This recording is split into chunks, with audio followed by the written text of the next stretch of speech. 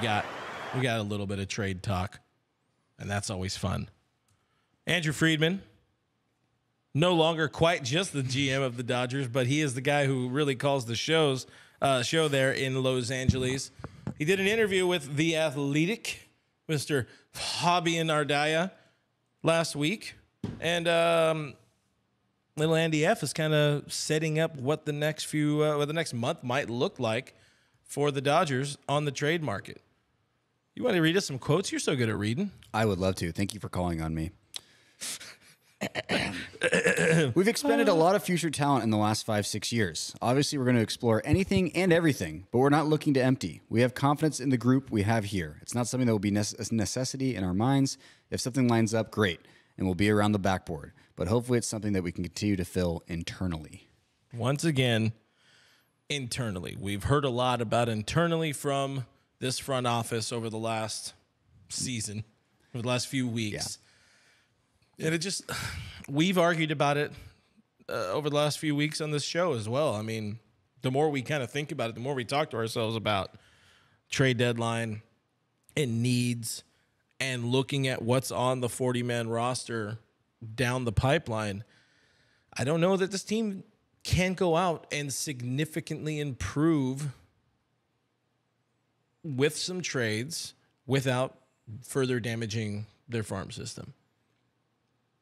That's just my take on it. I mean, if you're looking for sustainability to win the division, to win the NLCS, to get back to the World Series, then I understand you. But the reality is this team hasn't won a full regular season, 162-game World Series since 1988. And I won't be satisfied until they do it. A World Series where you play 37% of the regular season games and you're not having home ballparks. What happened in 2020, it was magical. We're going to remember it forever. But I'm telling you, within this organization, they're not going to be happy. We talked to Mark Walter, the owner of the Dodgers himself. We asked him if we could borrow $1 million. He said no. But you could tell with the look in his eye that he was not content with the success we have. I asked him straight up, is this the dream realized with the Dodgers? He says, well, we'd like to win some more World Series titles. And if you would like to win some more World Series titles, you go out there, you make a big splash. And also you have to factor in, we've talked a little bit about the New York Yankees. And what if they get Luis Castillo and the competition with this Yankees team? You have people comparing this Yankees team to the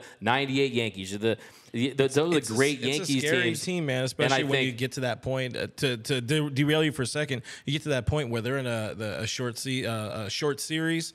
You only need 3 or 4 starters. You can have somebody like the slow leg guy. What's his name again? I can't remember his name right now. Glad I derailed you for this. Slow real guy? The slow leg guy. The pitcher. Cortez? Yeah, Nestor. Yeah, you got Nestor coming out and doing stuff from the bullpen. Be pretty damn impressive, especially if they can find a way to get target like you're saying. Look, I'm not saying you go and you just completely, because, look, the reality is, especially when you consider the injury to Frankie Montas, they gave him the cortisone shot. That catapulted Luis Castillo, who was already seen by many when it comes to a pure raw stuff standpoint, as the best pitcher available. But like I said, if the Dodgers are able to get someone like Luis Castillo, who John Morosi said today that they have had conversations with the Cincinnati Reds, and there's been communication there for years now when it comes to Luis Castillo, and I just think that you have to not look at it as, okay, we need this guy to come in and win the division or win the league. We're looking at the Yankees as the competition. That's, I think, we have to keep in mind, because look, rising tides, it lifts all boats. And you got a yacht out there in Luis Castillo that you can bring in. And you imagine giving a guy with that kind of raw stuff to Dr. Pryor and to Connor McGinnis, what they could do with them. Last 3 starts, a .90 ERA. He's looked fantastic after starting the year with some shoulder soreness. And look, there's just so many question marks with Walker Buehler, and he lost his best pitch in the 4-seam fastball. They don't have another guy that can miss bats with the 4-seam fastball quite like a Luis Castillo that can hit triple digits, high 90s, miss bats, use that filthy changeup. And look, bottom line, I just want to see those Reds at Dodger Stadium, okay? And I think remember with Trey Turner? I mean, he was already a star, right? But then he comes to L.A., you see the slide heard around the world, which I would remind you, first debuted on Dodgers Dugout's Twitter. It has now 10 million views, so Trey, we got you. And then I think the same thing will happen with Luis Castillo. A guy that was already a star really becomes a much bigger star when you throw him in Los Angeles. So yeah, I want to see them make a move for a frontline starting pitcher. What are your thoughts, Eric? Well, I was gonna say doubling back a little bit in case you guys anybody missed the news or the rumor that popped up today. JP Morosi brought up the Castillo talks. Luis Castillo said the Dodgers and Reds have had preliminary trade conversations about the right-hander. It could be a point where you're just trying to stoke the flames of trade talk leading into the All-Star game. We could throw back to 2018, where all the Manny Machado talk was starting just before the All-Star game, and it made it that much more exciting to see all of these dudes together. Potentially, eventually we did see him join the 2018 Dodgers, but he took the selfie over there with Matt Kemp and all that. Anyways, off topic on that one. Iconic. Morosi's getting the fires of the trade hot stove going, but, let's break out the Dodgers. Friedman said, we've traded away a lot of talent over the last few years.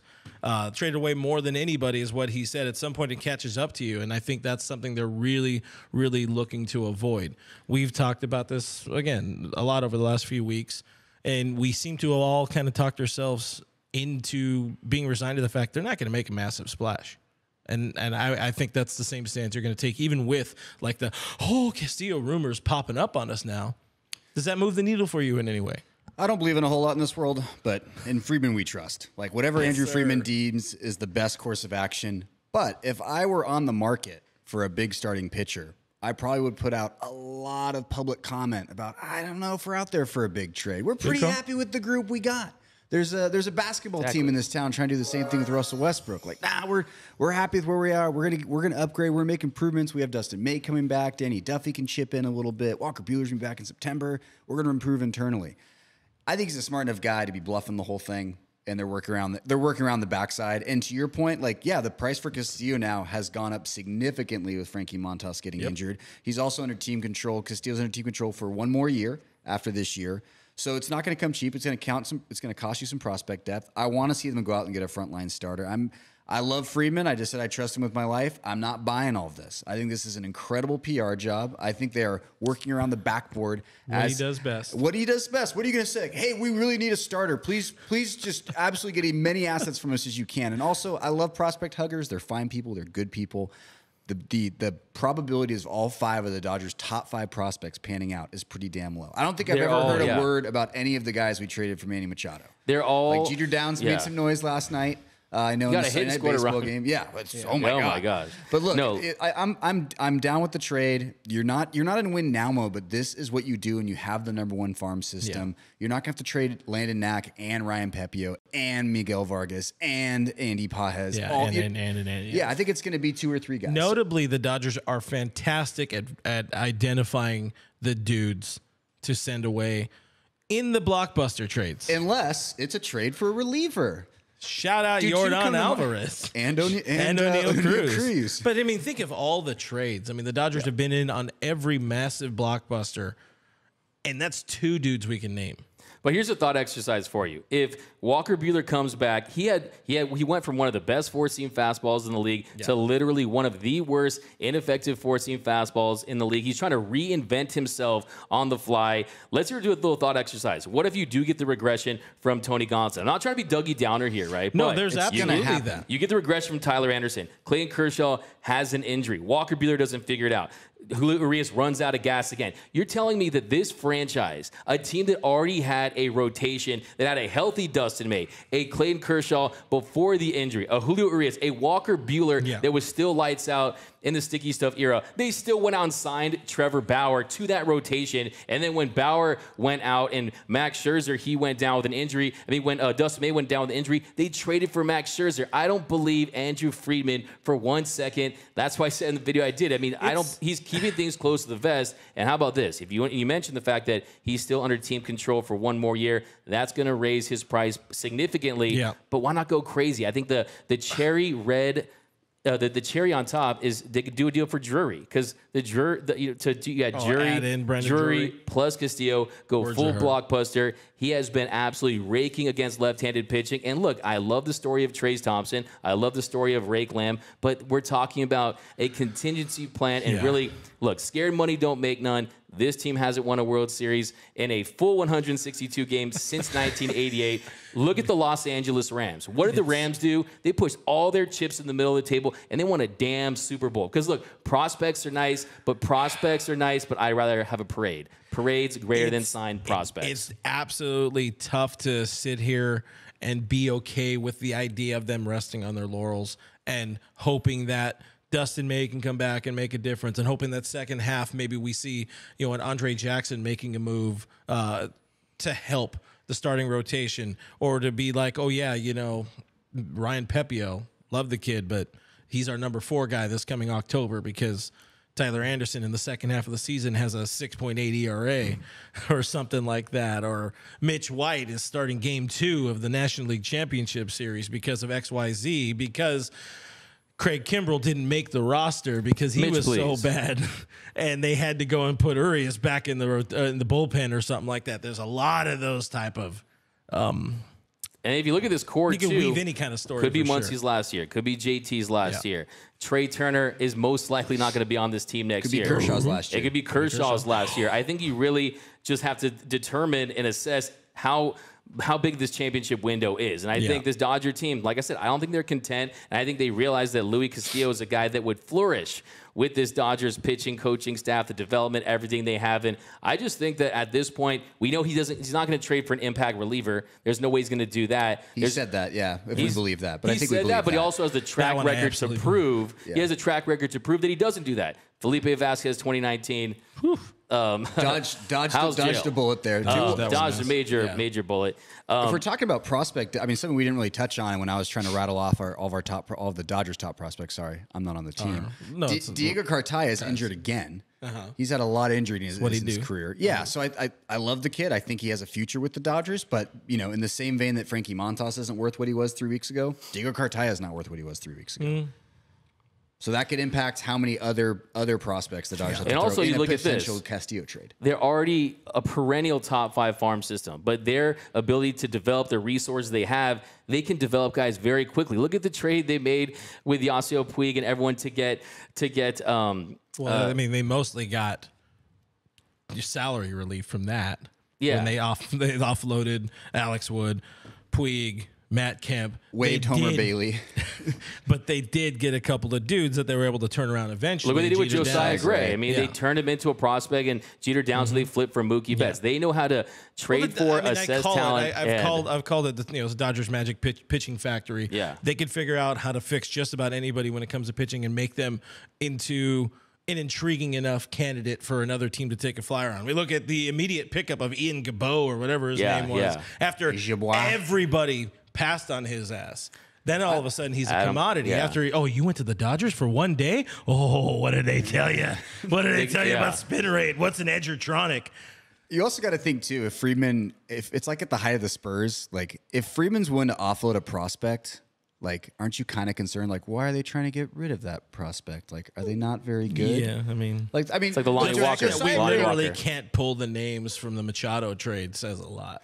But also, I think the Orioles too, though, on the phone, Alvarez. that sounds great. I mean, granted, Kybert Ruiz and Josiah Gray are legit MLB everyday guys, but I would think too, there's some reticence when that red light comes on. They say, "Hey, Friedman's on line 1." They hang up the phone, they cut the cord. There's only one area of extreme need, in my opinion. Bullpen is right up there for sure, but one area of extreme need, in my opinion, for this team, and that's the bench. The bench is still just doesn't cut it for me.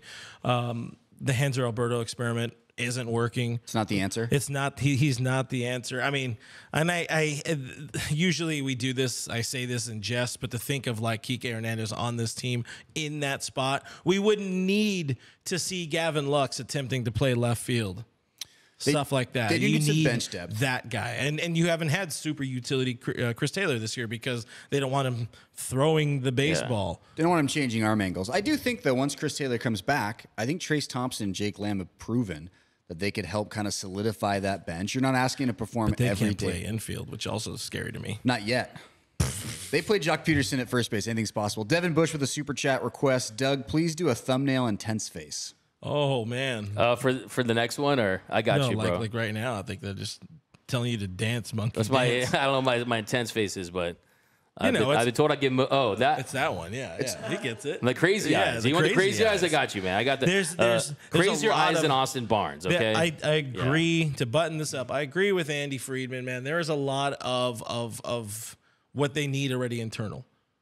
Look at what, as much as you hate the 2020 win, look at what they did. I want a Look parade. at what they Was there a did. parade for 2020? I'm still waiting on that parade. Look at what they No parade. did. There was a bit of an issue. There was a Zoom chat thing apparently that I didn't That go was on. so bad. Yeah, that was pretty gross. So bad. I think I watched it when I but- first started working here. It was brutal. But the one thing they did in 2020, they didn't go out and get anybody. They got rid of one guy, my friend Ross Stripling, and they went out and won a championship.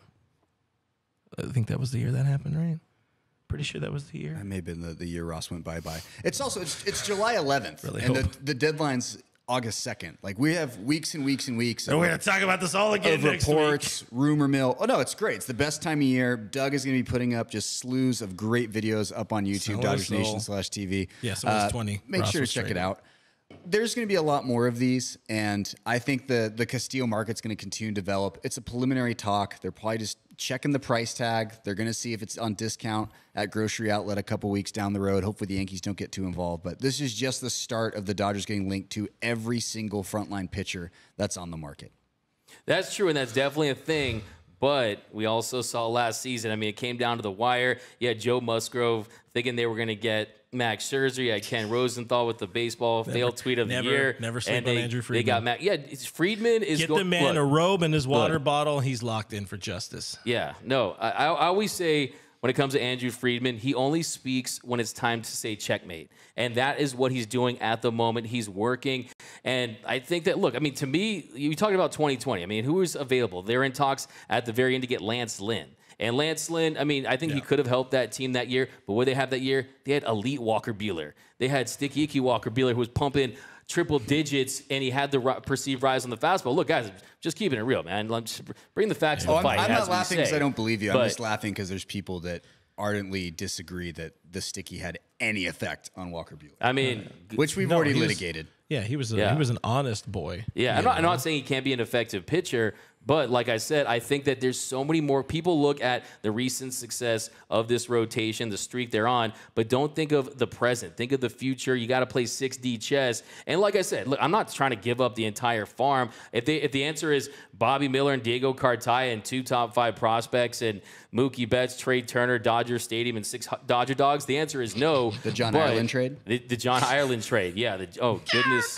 John Ireland, man. Let's- Stick to being the play-by-play guy for the Lakers. We got this. Stick to yeah. your sport, bud. Bruin, though. Let's He's a Bruin. let's live in fantasy land Eric for a Harris. second. You can trade. Every starting pitcher is available. Who would you trade? You can get them if you put together all the prospects. What starting pitcher would you trade for? In the entire league? Yeah. I mean, if you look at Sandy Alcantara's contract, I mean, it's a great contract. I He's think had one really good year, though. he has had one really good year, but he's dominant. He's dominant post-Sticky era. You look at his velocity, you look at his pitch mix. I think he's a guy that I think he's a guy you could really build around as just a future surefire ace. I mean, you could he'd have like a DeGrom like fame in LA. I mean, not quite DeGrom, but I mean his stuff is pretty explosive. I know a lot of people that watch my post-game show. They're in love with Shane Bieber. And, we got the UCSB guy, Go believers. Gauchos. Yeah, you got the believers out there that they want to see someone like that. But yeah, there isn't that name, that white whale out there that is on an expiring contract. I mean, that's the perfect fit. Last year, Max Scherzer made so much sense for this team, the way he was pitching at the time. Unfortunately, though, his arm passed away, and at the wrong time. And he made a business decision. The Dodgers are in an enviable position of being able to acquire Walker Buehler in September. No other ball club can do that. And that's something, sure, you're pushing your chips in and hoping for the best, but you're doing that with any other trade too. And you're also pushing your chips in any other trade and hoping the dudes you give up don't really amount to too much or come back to bite you in the ass. But if you win the championship, like, does it really matter? Yeah, it's all It does. watch. Like, are the you play to Cubs- win. That buys you 5 to 10 years. I mean, it really does. I mean, it's the World Series. I don't think the Cubs are crying about Gleyber Torres. Like, they Yeah. made the trade for Chapman. They won the World Series. Like, the ends justify the means in that regard. So, yeah, you hope they don't pan out. It may happen. It may not. But at the end of the day, they're probably going to make a trade for an impact arm, I think. I do agree that Walker Buehler could come back. And I think, I'm hoping all he's doing is watching video right now. Right now, he's gonna be like this. No. Of every pitch, his beat four him. seam, his sequencing, like Yeah, he's in the lab, as the kids say during the NBA summer. He ain't He's got in the nothing better to do. He ain't got Yep. nothing better to do. Maybe drink some of his whiskey that he made out in Kentucky. I don't know, but I think he's gonna come back a different dude. And maybe, you know what? Maybe this injury is a blessing in disguise for him. It's a big, long mental reset. yes. That guy's been grinding. He's been counted on. He's had a lot of stress and weight on his shoulders. He handles it really well. He's been a playoff dynamo. But this could come at the perfect time of like, hey, this wasn't Tommy John. Thank God for that. You're getting a few months off. We're going to reset your head, and then we're going to get back in there. We're going to ramp you up in September, and you're going to be that October ace that the Dodgers need you to be. I don't see how it's possible. I have to admit, I love Walker Buehler. I'm a big butane guy. I mean, I wear tighter pants than Walker Buehler, but I mean, he's done it. He's done it for year in, year out. Last year, he was burned coming off a short 60-game season, ramping up from 60 innings to over 200 innings is a lot.